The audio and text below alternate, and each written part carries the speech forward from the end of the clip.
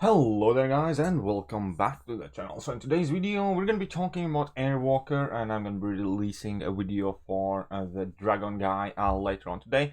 But I'll be flat out honest and try and save a lot of time for many people who I know could potentially be in a rush. And first and foremost, Airwalker at large looks like fun, kind of like power gainy champion that's more likely only realistically going to be used primarily on defense in high tier kind of like gameplay. Offensively, again, he seems like he could potentially do a lot of damage. There is one mechanic that might redeem him, but all in all, he's kind of Silver Surferish in a sense that he has armor breaks, he can gain some buffs, and there you go. And he has a high damage mode up to level 3. So when it comes to utility, well, there's pretty much none. I'm not going to read all of the mechanics, all of the notes, so we're going to get to the stats. First and foremost, the prestige is quite up there, it's in level with most of the recently released champion. He's not going to break any records, but he's like a solid prestige champion. He's of a cosmic class, and his basic ability is Power Cosmic, the Dark Tide, Armor Break, and Power of Galactus. And Power of Galactus is basically kind of like, how you can describe it, OP mega mode for Power Cosmic. The Dark Tide seems to be quite underwhelming, and Armor Break is fairly basic mechanic. Now his strengths is obviously Power Gain. He has Power Gain buffs, but he also has reduced power rate, and you can gain up to 3 of these kind of like power buffs, which you're going to get to in a second. Fighting power control opponents. Now it says that power lock, drain, or burn effect will basically help him build up faster. However, here is the thing as well. Typically in a large kind of like stake fight or towards the hardest piece of content, you do not want to get power locked, burned, or drained, because that kind of implies that you got hit in the face, likely with a special attack. So that's not going to really be viable offensively. Now defensively, as in like fighting against him, obviously that can still be a drag, because you don't want power lock, drain, or burn him. So that being said, yeah, it's listed as strengths, but in reality it's defensive strength at best. It's not really anything you will typically be using offensively. Now his weaknesses are going to be Nullify and Debuff Purification, because he relies on buffs and debuffs like pretty much most of the cosmic champions, so he's going to be trying to run from most of the mystic champions like a plague. Now his passive, here we go. Offensive combat power rate is decreased by 40%, and that is quite significant reduction.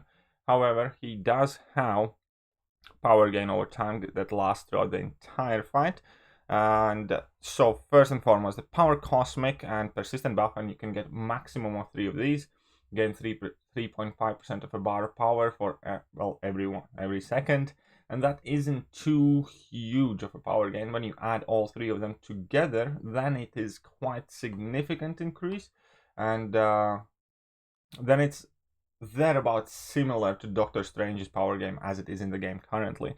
Now each Power Cosmic also grants him 900 armor rating, 264 attack rating, and you start the quest with 1 Power Cosmic buff, and when you win a fight you can gain another. However, your level 3 will consume these. So that is important to remember. So basically every 3rd fight you can kind of go in your like OP mode. And also, if you do not have any Power Cosmic buffs, he will gain 1 after 7.5 seconds. And yeah, as I mentioned before, level 3 consumes it, as well as if you get nullified, you're going to get it back. So pretty much the entire fight you're going to have 1 of these active. And special attack 3 can only be used if Airwalker has 3 Power Cosmic buffs or is defending. Again, kind of like showcasing his stance on defense. But yeah, so you cannot use special 3 for the first couple of fights. And then if you use it, then you're likely going to be unable to use it again for the first couple of fights. I think, I'm not entirely sure how that is going to work, but we're going to see. Yeah, that is that. When you get Power Drain, Power Locked, or Power Burned, you get 3 Dark Tide debuffs, which we're going to get to in a second. Dark Tide debuffs reduce the block proficiency by 87.5 during opponent's special attacks, and you can get max of 10 of these, and that's kind of going to be your goal. So you're going to be reducing opponent's block proficiency, but not it's not like you really want to throw your special attacks in block anyway. So that's, in my opinion, again, defensive ability, because when you're fighting this guy, you will want to block his special attack. So again, it's kind of like made it quite blatantly defensively tuned, where you're kind of forced to block his special attacks, but at the same time, you're going to be taking more damage if you do so. Now, champions suffering from both Armor Break and Dark Tide take direct damage every 0.5 seconds. The damage equals 2% of their opponent's base attack per Dark Tide. Now, this is the only kind of like redeeming thing that I think he might have. Obviously, there is going to be defensive emphasis on this ability as well, because whenever he will activate a special attack, any special attacker, I think, or level 1. But anyways, when he will activate a special attack, you will get an Armor Break, and that will immediately means that you're going to be starting to take damage as long as you have these Dark Tides, which you are going to be gaining quite frequently. So again, this is going to be kind of like Omega Terax-like ability when you're facing up against him, which is going to be very hard to bypass, because if he's throwing special attacks, you get the Armor Break, you're going to get Dark Tide debuffs kind of placed on you no matter what. You're going to have a chance to purify them, but still you're going to have to manage that kind of like you do with Void. So yeah, it does seem like quite a bit of a nightmare to face off against him defensively. And offensively, again, he seems like a fun champion, but with a 0 utility, possibly a lot of damage. We have to see how numbers stack up. And again, opponents remove 1 Dark Tide debuff every time they fill a bar of power, or whenever the power cosmic is nullified. And yeah, that's going to be your main way of how to get rid of these debuffs. Also, obviously, you can use purified champions, I don't know, Molemans or Hitmonkeys or Agons or whoever. And yeah. Now, the Dark Tide passive and this crossfight ability. And the Dark Tide passive basically gets activated when you place 10 Dark Tide debuffs on opponent. They're all combined into one passive. So kind of similarly to Mr. Fantastic, where he does it. This is careful study debuffs, and then when opponent has 3 of them, they get combined into a passive one. And once the passive gets activated, it lasts for the rest of the fight and the next 2 fights that participate in. So it's going to be one of those champions where you better get him in the first go, because if you're going to lose against him and you're going to have these 10 passive debuffs on you, every next fight is going to be more annoying if you choose to like revive. Or even if you win against him but you're not careful, the next 2 fights are going to be hindered. Now, the Dark Tide passive counts as 10 Dark Tide debuffs for Airwalker's abilities, and also gains additional effects based on opponent's class, which are going to be listed in a bit. The opponent has a Dark Tide passive, Airwalker's fourth light hit refreshes 2 Armor Break debuffs on them, and that is kind of cool. That's going to make sure that your damage can again be higher, but it's just an Armor Break, I think. Like, I mean, Terax can refresh his Armor Breaks as well, but those Armor Break debuffs aren't really all that. I think his ones are quite significantly stronger though. Now, his main kind of like offensive shtick and his main offensive playstyle will revolve around his heavy attack. When charging a heavy attack, increase the ability power rate by 300%, and heavy charging can be held for an extended duration. So basically, you kind of want to spam heavy attacks or charge heavy attack for as long as you can, in order to gain a whole butt ton of power, because you can have these power cosmic buffs. Ideally, let's say you have 3 of them for like a max fight, and then you're going to be gaining shed loads of power while charging heavy attack. However, 75% of any power gained while charging heavy attack is lost over 0.75 seconds after the charge stops. Now, the reason for it is because his playstyle kind of demands you to chain the special attack from heavy attack, and that is made super easy with an unblockable buff. So if Airwalker fills a bar of power, he gains an unblockable buff for 1 second that is paused during special attacks. And if Airwalker activates special attack, he gains a fury buff during that special attack, increasing his attack rating by 1760. So the whole point is going to be like, you want to, I don't know, parry stand, charge a heavy attack, gain up to a bar of power, go unblockable, drop your special attack, get that massive fury, and obviously special attacks will also further your game plan. And that is going to be the rotation, kind of like, yeah, charge heavy, chain into special, charge heavy, chain into special is what you want to do. Now, all special attacks activating a special attack armor breaks the opponent, reducing armor rating by 2100 for 11 seconds, stacking up to 8 times. Now, 2100 is actually, I think, quite substantial armor break, so he has a good potential for damage, in my opinion, especially if opponents can have debuffs placed on them, which is going to be then, well, even extremely important for the guy. But that being said, remember that you can refresh 2 armor breaks with your 4th light attack if you have that passive active. So you're going to be able to upkeep quite a lot of these armor breaks, which is going to be quite interesting. And also, if the last hit isn't blocked, apply 1 Dark Tide debuff to the opponent, an additional 1 for each buff on Airwalker. And this is going to be primarily your Power Cosmic buffs. However, you're also going to be gaining a Fury buff if you do the whole heavy thing, so that automatically puts you up to 2. And if you can get up to 3 of those Power Cosmic in your 3rd fight, then a special 1 already will automatically pretty much give you 4 or 5 of these Dark Tide debuffs, and you will likely be able to spam these quite quickly. So he's gonna kind of like burst out in that last fight, I think, especially quickly, but initial fights it might be quite tricky to get to 10 of those debuffs, because remember, even if opponent doesn't do anything, you hitting him still fills their bars of power, so you will be losing these Dark Tide debuffs regardless of what you do, because they're going to be filling up their bars of power and they're going to be slowly getting rid of them, so it's your job to kind of like outpace them. But yeah, this is what it is. Also important note that this armor break is placed on opponent upon activation of special attack, which is, in my opinion, the most recent trend on how to counter Ghost. We can see a similar idea on Silver Surfer, where he places armor breaks whenever he consumes the Power Cosmic, regardless whether he lands the hit or whatever, or he doesn't. Hulkbuster, for instance, also converts an armor up buff into an armor break when he launches a special attack, placing that armor break debuff on opponent, regardless whether they actually connect or don't, and obviously that significantly hinders Ghost. So again, I think that this is kind of like suspiciously anti-Ghost, but hey, fair enough, what do I know, right? So we're gonna move on to special 1, Cosmic Flame. The last hit has 50% chance to inflict stun, or you have 100% chance to inflict stun if Airwalker is unblockable. Now this thing actually kind of makes me speculate, maybe not on every node, and depending how quickly you can gain the power, you should be able to infinitely spam special ones theoretically, because it really needs to be seen how it's going to work and how quickly you can gain the power.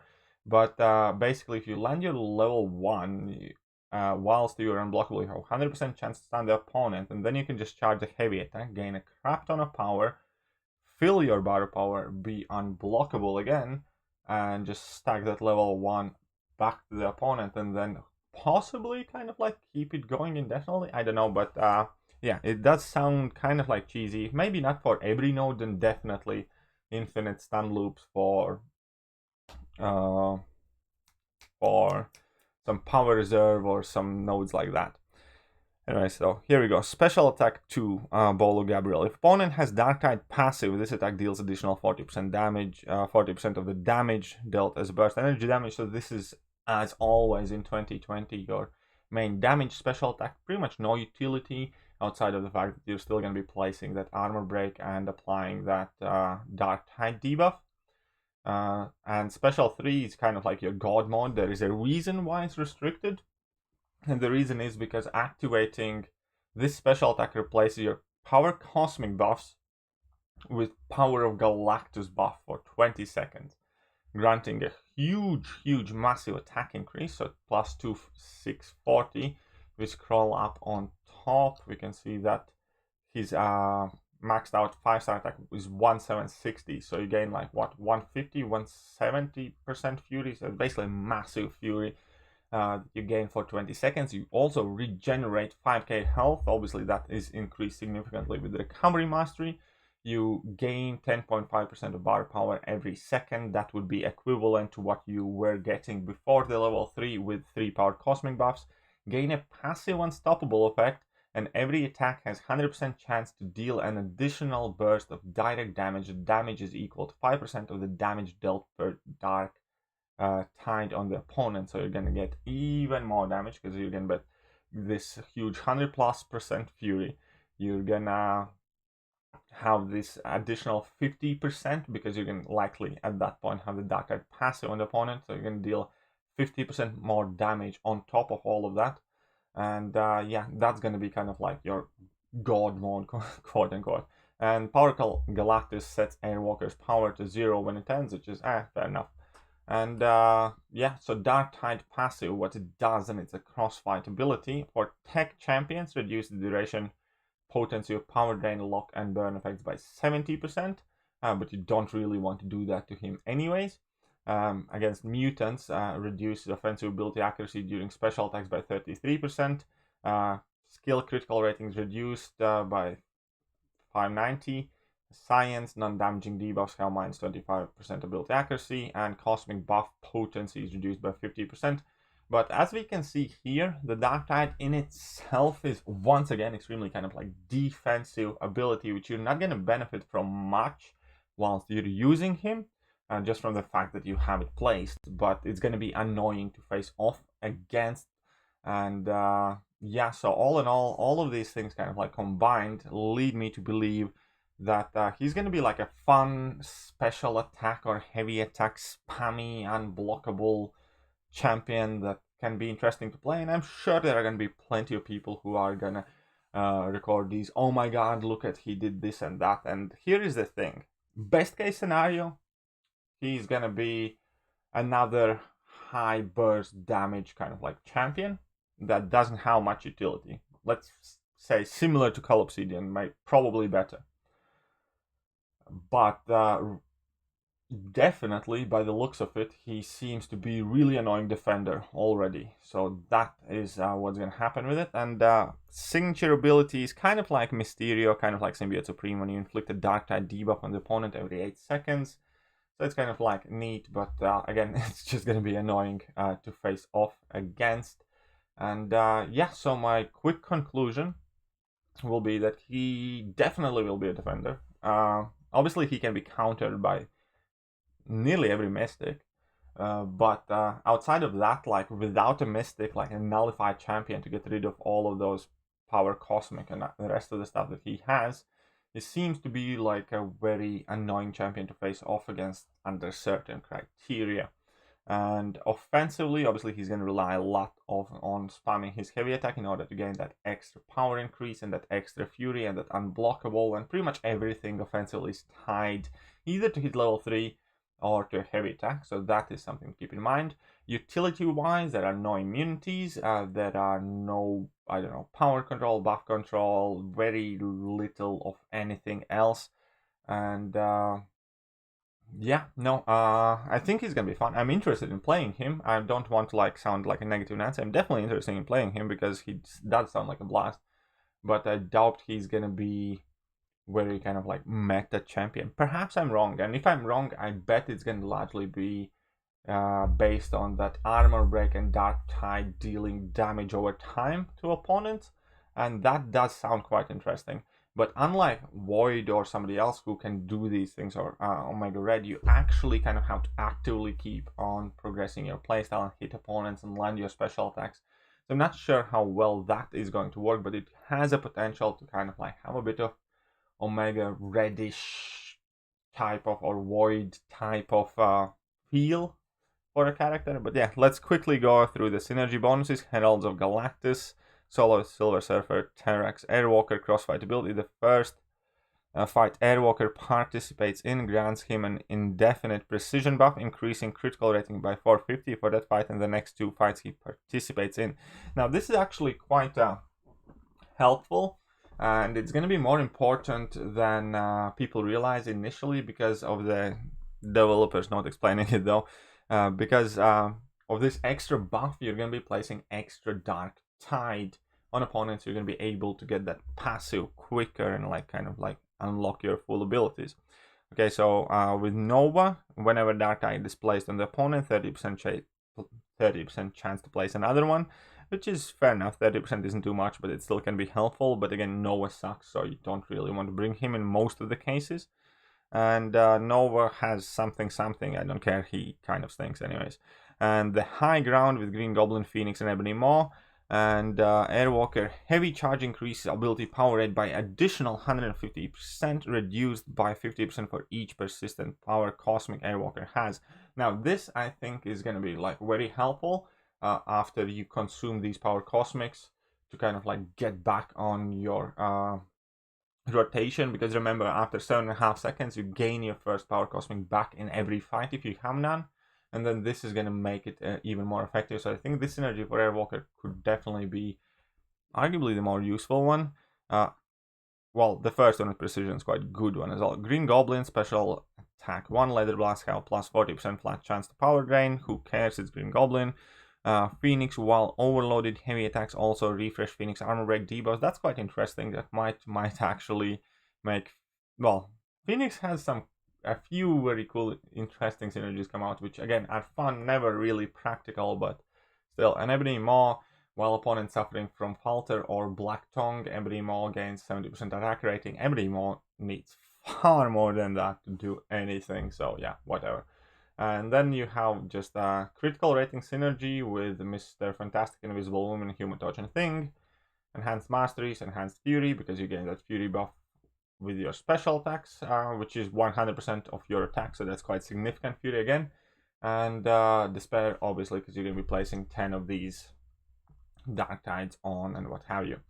Yeah, so that is more or less it. I don't want to stretch this video out any longer because it's already quite long. I didn't realize I'm taking so much time, so that will do for today. Again, as I said, I think he's going to be largely a defender and a fun, kind of like interesting, offensive, bursty champion that's going to make some cool videos, but I don't see him being used very seriously in much of, I don't know, Alliance War offense or Alliance quests or so on and so forth. So I don't know, we'll see. But yeah, let me know what you guys think, and I'm going to catch you guys soon. See ya!